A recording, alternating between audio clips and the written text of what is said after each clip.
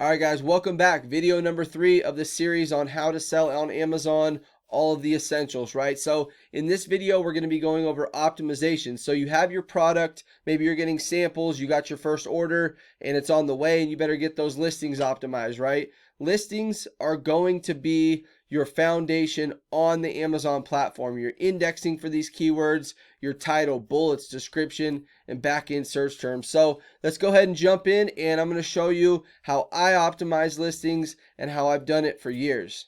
All right, guys, hopping right into optimizations. First, what I want to say though is there's exceptions to every rule. Every category is a little bit different. Some have shorter titles, some have longer titles.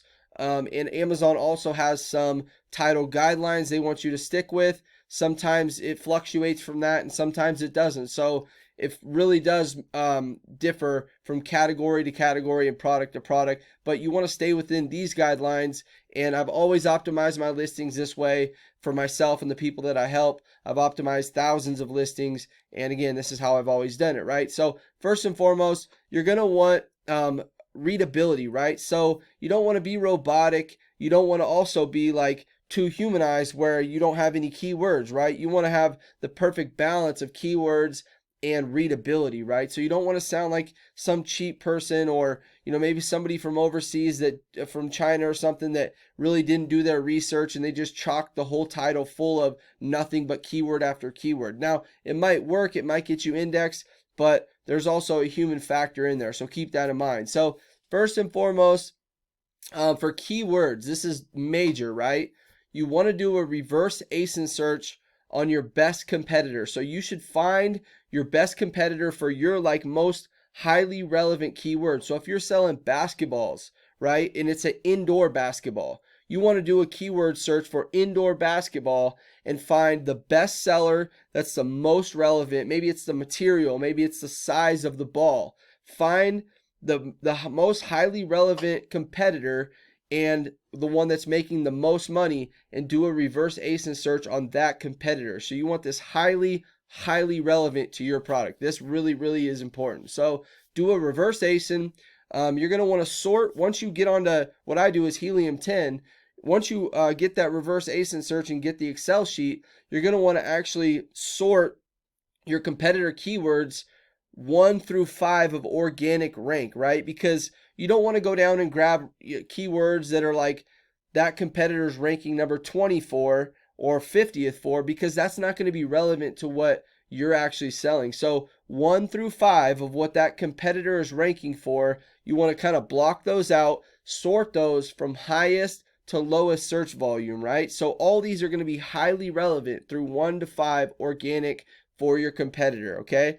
So once you sort that, that top keyword should be very relevant and it's going to have the highest search volume. You're going to want to base the beginning of your title around that, right? So let's go into title. So for the brand first, in all caps, this is how I do it. I put the brand in all caps. I like to have that readability element, that branding element. Some people don't put the brand first. Personally, I like to do it. If somebody sees your brand and they like your brand, they can easily recognize what it is, right? So again, some people don't do it. I highly suggest to do it because, as you know, we're building a brand here. We're building a business that people can recognize, and that's where, you know, in my opinion, that's where the money is built, is through branding, not just selling and optimizing and running PPC. You have to build a brand that people fall in love with, right? So the brand first, the best keyword after that, or the best keyword string, and then immediately follow with like some specs. So like the weight of the product or the dimensions of the product or the type of material, whatever kind of the variation is, put that next, because it's also important to know that like 90% of all shoppers, or 80%, whatever the figure is, shop on mobile, right? So the title only gets shown up to like 80 characters, okay? So you really need to make sure those first 80 are jam-packed with all the information that your customer is going to need. So kind of put yourself in the customer's shoes when you're doing your optimizations. Like, speak in their lingo, speak to them like what they would need to see in your optimization to have all the essentials to click into it and actually purchase from you, right? So after your specs, I like to put them in parentheses. Again, this varies from person to person, but I like to do keywords and benefits to finish out the title, right? So you have your brand first, your best keyword string, some specs, and then you have more keywords and more benefits to finish out the title. So if you're selling like a hair loss product or something, you're gonna want to, it combats or prevents hair loss. Obviously, you got to stick within the regulations of the FDA and all that stuff, but you get what I'm saying. Like, if it's you're selling a basketball that glows at night, you're gonna want to say, you could play hoops 24 hours a day or play anywhere you want, day or night. You get what I mean? So some type of benefit. So for the bullets, I like to do the beginning of my bullets in all caps, and I like to have each one of these to be kind of the hook, right? So whatever the customer needs to know, right? Number one, I normally talk about quality just because that's the first one. People don't want junk. They want a good quality product. The second one, I normally talk about like the specs or something along those lines. The third, fourth, I normally talk about benefits or something that's highly relevant. And then the fifth, I normally talk about some type of confidence or assurance, like, hey, we stand behind our product. If you don't like it, just simply return it. And you'll be surprised. It's a psychological thing that most people, they like that, right? Your conversions are going to be a little bit higher by doing that. You're not going to get a lot of returns. It's kind of on the front end, like, hey, we stand behind our product. We have a great quality product.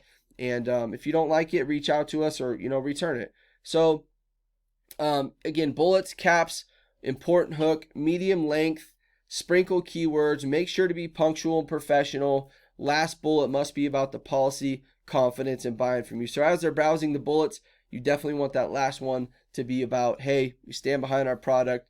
Reach out if you have any questions or concerns.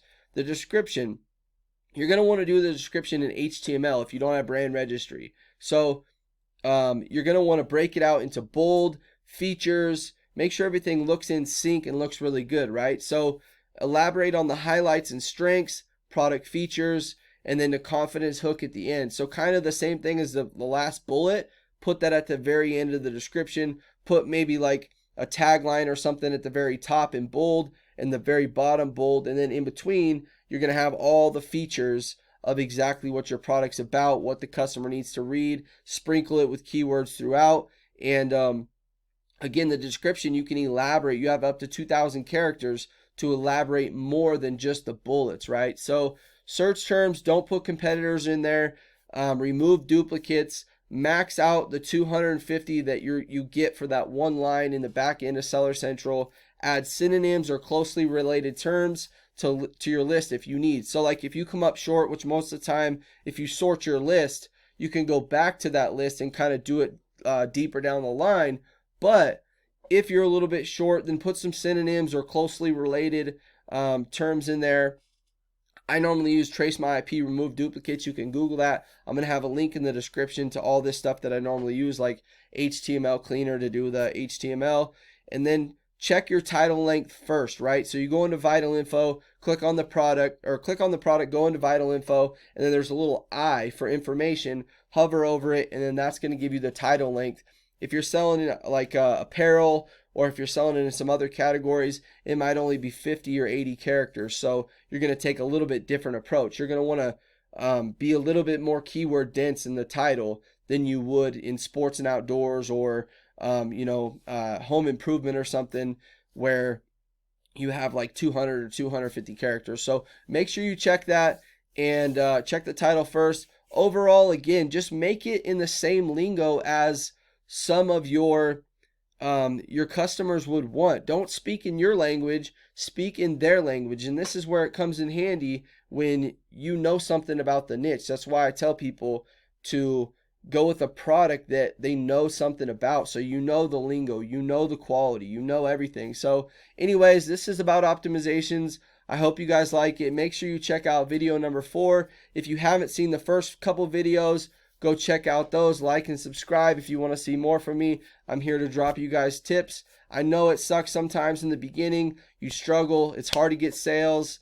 And you just want to make a business out of this. Maybe you just want to get out of the 9 to 5. I totally understand. So again, help me out. Like, subscribe. drop a comment. I would love to talk to you guys in the comment section, and we'll go from there. So make sure to check out the next video or the ones previous, and I'll see you on that side.